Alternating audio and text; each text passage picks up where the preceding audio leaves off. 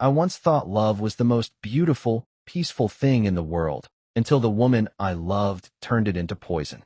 She slipped sedatives into my meals, lulled me into memoryless sleep, stripped away my reason, my dignity, my very self, and called it care. In the end, it wasn't a knife that nearly killed me. It was love wearing the face of a demon. My name is Caleb Turner, 35, a software engineer at a tech company in Denver, Colorado. It all began with subtle fatigue, mornings where I woke up with a foggy mind, as if I'd been awake all night, even though I'd slept for 8 hours straight. My girlfriend, Lena, 33, was a nutritionist at a private wellness center. We met at a tech healthcare conference my company sponsored. She wore a pale green dress, her smile gentle, her eyes seeming to see right through me. After a few months of dating, Lena moved into my 14th floor apartment near downtown. Things felt good. She was thoughtful, cooked well, and shared my taste in music. We'd cook together on weekends, watch movies late into cold nights. I thought I'd found the one. Then, strange things started happening. I became forgetful. One day, I forgot I'd sent a report to my boss, even though my email confirmed it. I grew irritable, especially at night. My mind felt heavy, like it was coated in thick dust. I abandoned my plan to earn a new certification, something I'd long dreamed of. Coding after hours, once a joy, lost its appeal. Lena suggested work stress. She brewed herbal teas, added multivitamins to my breakfast, prepared dinners, good for nerves and circulation. I trusted her. She was the expert. I had no reason to doubt the woman who hugged me every night. But one October evening, while taking out the bathroom trash, I found a crumpled pill packet buried in a paper bag, with white fragments and powdery residue. My heart pounded. Lena didn't take pills, at least, not that she'd told me. I had no prescriptions. I asked her about it gently. She laughed, said it was her supplement, accidentally dropped and forgotten. Her hand brushed my cheek, telling me not to worry. But in her eyes, I saw something cold, like a draft from an unclosed door. Doubt crept in. For the first time, I bought hidden cameras. 2 cameras, disguised as phone chargers, arrived 2 days after I ordered them. I hid one in the kitchen corner, aimed at the counter, the other near the dining table. They auto-uploaded to the cloud, just in case Lena found them. I felt insane. My sweet, caring girlfriend cooked for me daily, and here I was, secretly filming her. But that unease, that chill when I looked into Lena's eyes, it grew sharper. I didn't check the footage right away. I let the cameras record for a week. One Sunday night, with Lena working a late shift, I sat alone in the living room and opened the first video. 15 minutes in, I dropped the mouse. My hands shook. Lena stood in the kitchen, preparing a stew I'd praised days earlier. While I was in another room, she'd said she wanted to surprise me. She pulled a small, unlabeled bottle from her purse, crushed pills with a spoon, and stirred them into the sauce. I couldn't believe it. But the next day's footage was worse. I fast-forwarded through meals, moments I'd said, "This tastes bitter," or "Why aren't you eating with me?" Each time, the same routine. Lena crushed pills, sprinkled them, stirred, then smiled and called me to eat. I counted 16 times in 1 week. I sat frozen, the screen's pale glow on my face. My mind raced. Every time I collapsed after dinner, every night I slept without memory, every morning I woke empty. It all clicked into a horrifying picture. I needed medical proof. But Lena had close ties with doctors in her network. If I showed up at a local clinic saying, "My girlfriend's poisoning me," I feared no one would believe me. Or worse, they'd believe her. So I drove to Boulder, where an old college friend worked at a private clinic. I didn't explain much, just requested a toxicology and psychotropic drug test. 3 days later, the results came back: benzodiazepines, a sedative for anxiety, quetiapine, an antipsychotic, and sertraline, an SSRI for depression. All at levels too high to be accidental. I'd never been prescribed any of them. I hadn't seen a psychiatrist since college. That night, I drove to the Denver County Police Station. I brought a USB with the videos, a copy of the test results, and a statement I'd written. I waited 2 hours until Detective Janelle Espinoza entered the small interview room and asked softly, "Where do you want to start?" I said, "From when I believed I was in love with the woman of my dreams and realized I was living in a real nightmare." Detective Espinoza didn't react as I'd feared. No smirk, no doubt. "No, are you sure?" Instead, she sat across from me, set her file aside, and said, "Caleb, I've seen a lot in 15 years on this job. But what you brought today, it chills me." I nodded, eyes fixed on the USB she held. I just want to live like a normal person again. Not lied to. Not wondering if my feelings are real or just chemicals. Janelle told me Lena's actions could lead to multiple charges: chemical assault, illegal use of prescription drugs, practicing medicine without a license, and possibly attempted bodily harm if the dosing was sophisticated enough. But before arresting Lena, they needed to verify the drug's source. If stolen from her clinic, that was damning evidence. And they needed to ensure my safety. "We'll work together, Caleb. You're not alone," Janelle said, leaning forward. "But from now on, everything you do needs a strategy. She can't suspect a thing." We planned. I'd act normal, stay in the apartment a few more days to gather evidence if possible. Meanwhile, Janelle and her team would quietly investigate Lena's clinic for drug records. I'd prepare an exit. I called my brother Micah in Littleton, 45 minutes from Denver. He didn't pry. When I said, "I need to leave home for a bit," "It's serious," he replied. "Come anytime. I've got the guest room ready." The next evening, Lena got home around 10 p.m. I was sprawled on the sofa, pretending to review a tech project. She kissed my forehead, smiled, and said, "I made hot soup. Good for sleep, okay?" I forced myself not to flinch. She brought 2 bowls, as usual. I dodged eating, claiming an upset stomach. Her brow furrowed. "You've been off lately. You need rest. Let me take care of you. I know how." I gave a weak smile, heart pounding. That night, I let the cameras roll. As I suspected, Lena slipped powder from her purse's small bottle into my soup. The next morning, with Lena at an early shift, I texted Janelle, "More evidence. Ready to leave today." I drove to Micah's that afternoon, my car holding a backpack with clothes, a hard drive of videos, test results, and a restraining order draft. Janelle called that evening, her voice urgent but calm. "Lena's in custody." We searched the apartment and found multiple drugs, mostly stolen prescriptions, and a notebook detailing doses and effects on you. I froze. She documented it? She called it an emotional adjustment plan, Janelle said. One entry reads, Day 17. Up lorazepam 0.5 milligrams. He stopped arguing about money.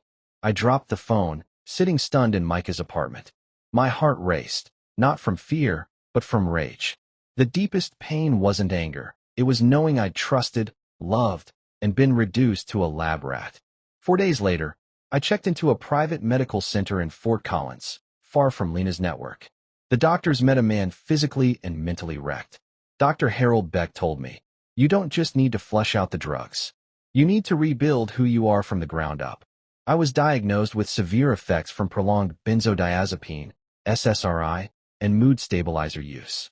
The doses weren't lethal to organs, but enough to turn a vibrant, sharp person into a faded copy. Withdrawal was brutal. Day 1 brought tremors, blinding headaches, vomiting, and waves of disorientation. I couldn't sleep more than 2 hours without nightmares dragging me into a blur of real and fake memories. I remember sobbing like a child, staring into a mirror, not recognizing the gaunt, hollow-eyed man. My cracked lips spoke for a body screaming, "I've been suffocated from within."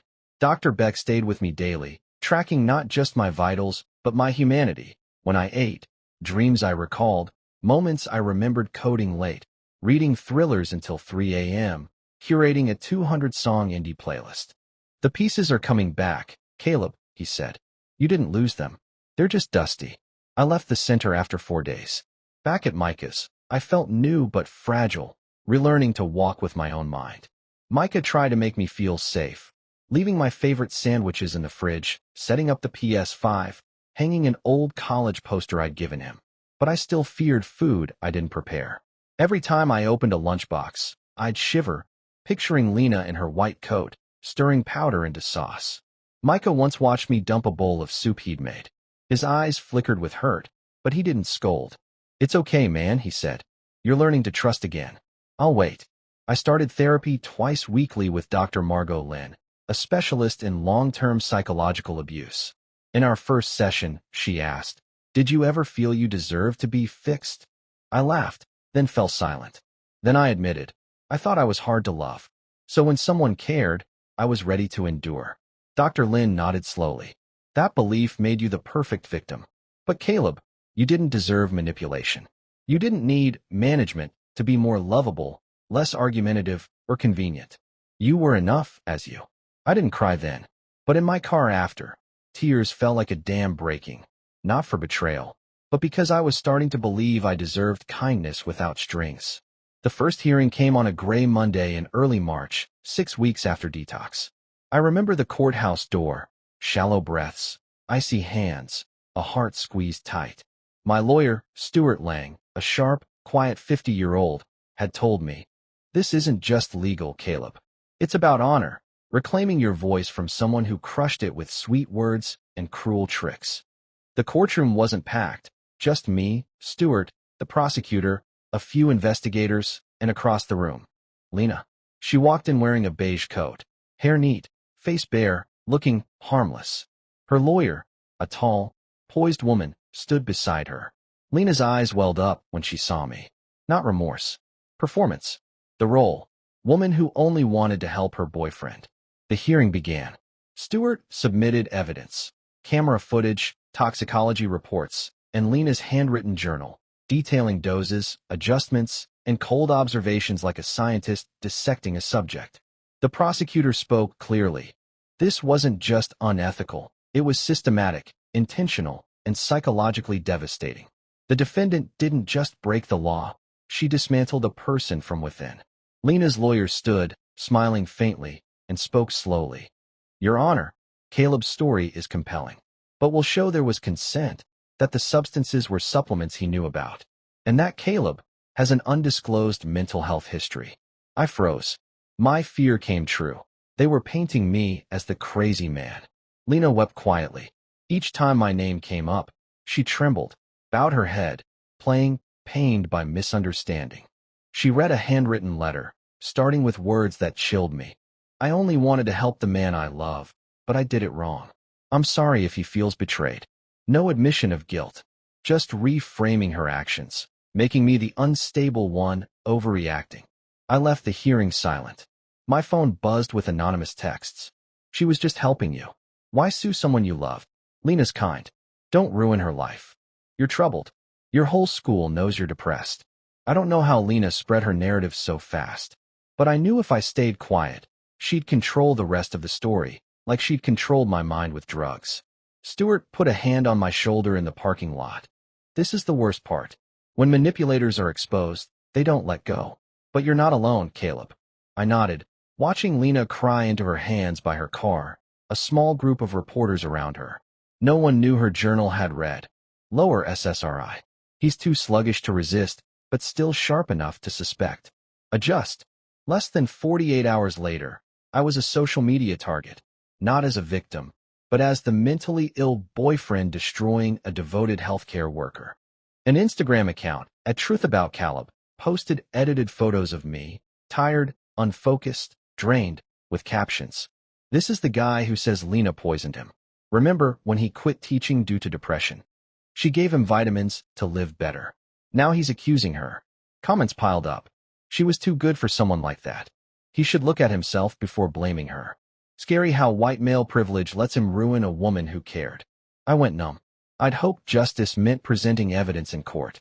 I hadn't anticipated Lena, charming, gentle-looking, with a helping job, could so easily sway the world. Micah sat beside me, reading comments with fury. "These people don't know you slept with drugs in your system every day. They don't know you woke up at night, not knowing where you were." I clenched my fists. I don't want to respond, to explain. I can't live as a man justifying being poisoned. You don't have to, but you need to tell your truth, your way. Don't let her control it anymore. Days later, I agreed to a private interview with Unmasked, a podcast on psychological abuse in relationships. Host Chloe Rivas, a journalist once stalked by an ex, understood when I said, I was turned into someone I didn't recognize. The hour-long interview wasn't edited. I told it all. No drama, no tears, just truth. About finding pill fragments in the trash. About filming with shaking hands. About hearing Lena say, "I just want him easier to manage." When it aired, I expected little. But within 72 hours, Tens of thousands listened. A clip of me went viral on TikTok and Reddit. They say I was weak for not leaving sooner. But how do you leave when you're no longer yourself? The tide began to turn. People questioned, why keep a journal of doses for vitamins? Why crush pills into food on camera? A California nurse who worked with Lena years ago posted on a medical forum.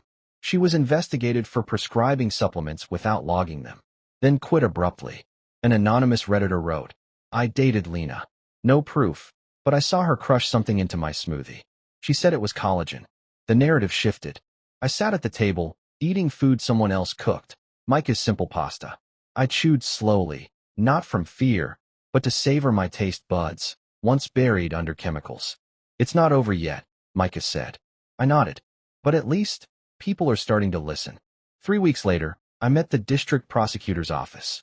Stewart and I arrived early, sitting in a tense waiting room. Prosecutor Quinn Langford walked in with a thick file, eyes sharp but voice calm. New development. The defense just offered a plea deal. I glanced at Stewart, stunned. Langford continued. She'll plead guilty to 3 charges: chemical assault, unlicensed medical practice, and theft of prescriptions. They want 3 years probation, 18 months supervised, no jail time. I laughed, a bitter, broken sound. So she goes home, lives normally, while I detox, therapy, and eat in fear for life? Langford nodded, unsurprised. They argue her professional record, first offense, and her mental instability warrant leniency. Stewart turned to me. You don't have to accept. We can go to trial and push for a conviction with jail time. I exhaled. I'd come this far. Isolated, my trust shattered, my sleep and memory stolen. Lena wanted to trade guilt for a sob story? No, I said firmly. I want her in court. I want everyone to hear the truth from me. She's not depressed. She's obsessed with control. Langford smiled faintly, the first time since meeting. Good. I thought so too. A week later, Lena called me. I didn't answer. She left a voicemail. Caleb, it's me. I know things went too far, but you know I did it because I loved you. I couldn't stand seeing you struggle in pain. I just wanted you less resistant, less conflicted, so we could be happy. They want to put me in jail, but you know I'm not bad. Please, say something to them. Just forgive me. I listened, then deleted it. I realized she still believed she was right, that manipulating someone's mind was love. The next day, Stewart, Langford, and I entered court to set the criminal trial date. Both sides were present. Lena's lawyer looked tense, but Lena, no tears, no bowed head, no fragility. She just stared at me, her eyes empty. No regret, no remorse, just a stranger I once knew. The trial was set for early June, expected to last a week, with medical witnesses, psychiatrists, Lena's former colleagues, and me. Langford whispered, they'll fight back. They'll paint you as unstable. You ready? I nodded. I've never been surer of anything. On the drive home, Stewart asked, if she goes to prison, will you feel at peace? I paused. Maybe not, but at least I'll sleep without swallowing anything. The trial's first day came in June's stifling heat. I wore a gray shirt Micah ironed the night before, old dress shoes, and a heart heavy as stone. The courtroom glowed with harsh light. The jury, 8 women, for men, mostly middle-aged, watched as I entered. I didn't look away. I wanted them to see me, not the madman the defense claimed, but a man betrayed to his core. Lena sat across, expressionless, in a pastel green dress, hair neat. She met my gaze, not flinching, as if she still thought she controlled the story. Prosecutor Quinn Langford opened. This isn't a breakup gone wrong. This is one person using medical expertise to violate, poison, and control another, day by day, meal by meal, sleep by sleep. We'll prove, with videos, tests, and the defendant's own journal, this wasn't a mistake of love. It was a deliberate plan to tame an independent person. The defense countered. Lena's lawyer, Valerie Connors, spoke like spinning a fairy tale. Ladies and gentlemen, love makes us do foolish things. Not to harm, but to help. Lena, a dedicated healthcare worker, erred in supporting her partner's mental health. But that's not assault. It's a lonely woman facing a man with a history of instability who refused care. I gripped the table. They'd flipped it, making me the untreated wreck. I testified first. Langford led me to the stand. I swore to tell the truth, facing a room where my story wasn't whispered in therapy, but laid bare before justice.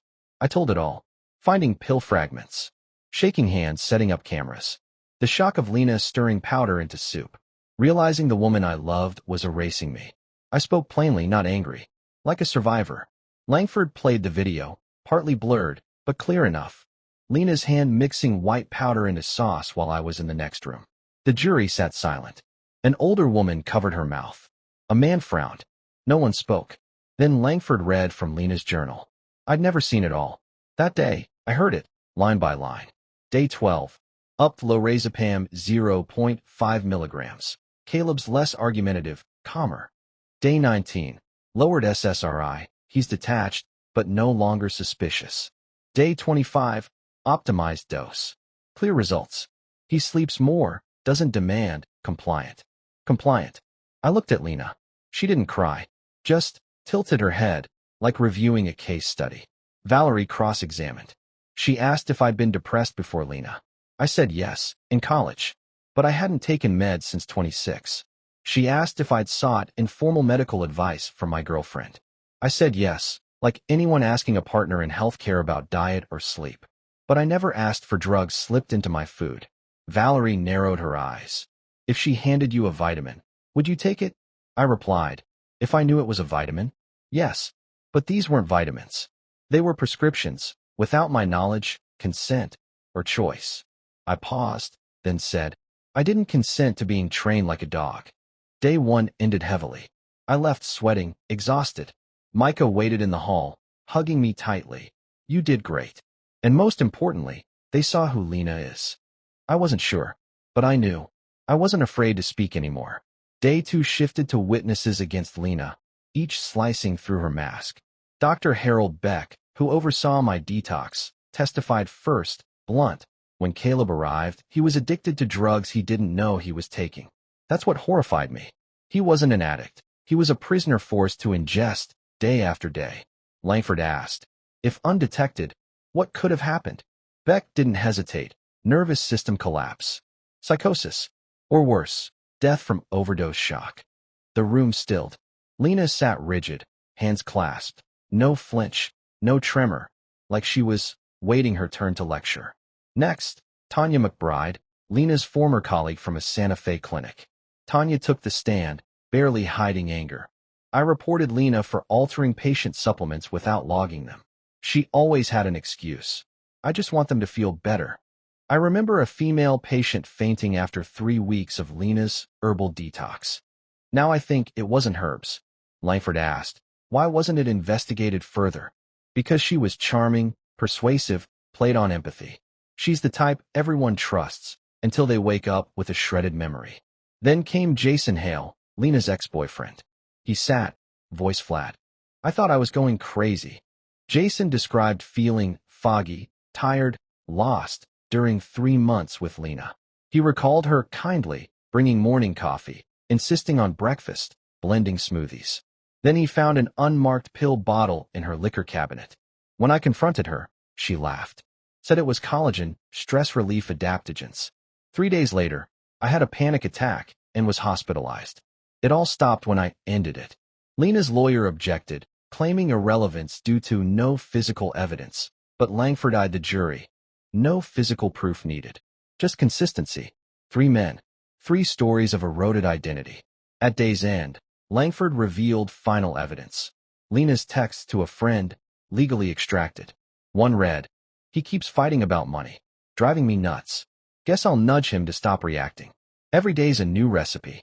Another, Caleb sleeps like a puppy after I cut SSRI. So good. I think I can keep him now. Keep him. Not love. Not care. Keep, like a declawed pet. Langford faced the jury. Love doesn't need drugs. It doesn't hide in secret recipes, meals, or sleep, buried in fear. This wasn't care. It was control, erasing a person's will and calling it harmony. She returned to her table, adding sharply, they don't need her tears. They need the truth. I looked at Lena. For the first time, her lips tightened. No tears. No act. Just silence and defeat. Sentencing day arrived with suffocating tension. Denver's sky was oddly overcast, mirroring the weight in my chest. Micah drove me to court, silent the whole way, only squeezing my shoulder as I stepped out. The courtroom was nearly full. Local reporters sat ready. A few old colleagues, even my school's principal, filled the back rows. Everyone knew, today, justice would speak. The judge entered. The jury returned after 2 days' deliberation. I scanned their faces, not for sympathy, but for faith and fairness. The foreperson, a woman in her 40s with a stern face, stood. We, the jury, after reviewing all evidence and testimony, find the defendant, Lena Whitmore, guilty on all charges. The room paused. I heard Micah's sharp inhale behind me. I didn't turn. I looked at Lena. She closed her eyes. No tears. No reaction. Like awaiting an inevitable verdict. Langford proposed. 5 years in prison, no parole for 3, permanent ban from healthcare, 2 years supervised probation post-release, and mandatory therapy. Lena's lawyer argued for leniency, citing temporary cognitive impairment, good but misguided intent. The judge was unmoved. You didn't just breach professional ethics. You violated the fundamental boundary of love and humanity, the right to be oneself. You didn't heal. You destroyed. Silently. Dose by dose. He struck the gavel. The sentence matched the prosecution's request. Lena was led away. As she passed me, she turned, eyes meeting mine. No hatred. No pleading. Just emptiness, like she didn't even know who she was anymore. And strangely, I felt pity. Not forgiveness, but because she'd never grasped what she truly stole, not my honor, but my right to feel real, with myself. I left the courthouse under soft noon sunlight. Denver warmed unexpectedly.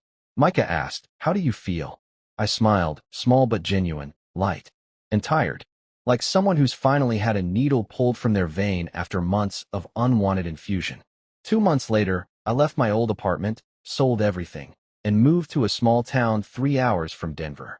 I started teaching at a high school, a small class, a quiet life. I don't date. I don't seek anyone. I'm learning to brew coffee, cook, rewrite my habits, line by line, routine by routine, self by self. One day, I walked into an old bookstore, picking up a thriller I loved in college. My hands didn't shake. I didn't check the Tease brand. As I paid, the elderly owner smiled. "First time here? You look like someone starting over." I smiled back. "Yeah, I am." "Congratulations," she said. "You survived." And for the first time, I believed it.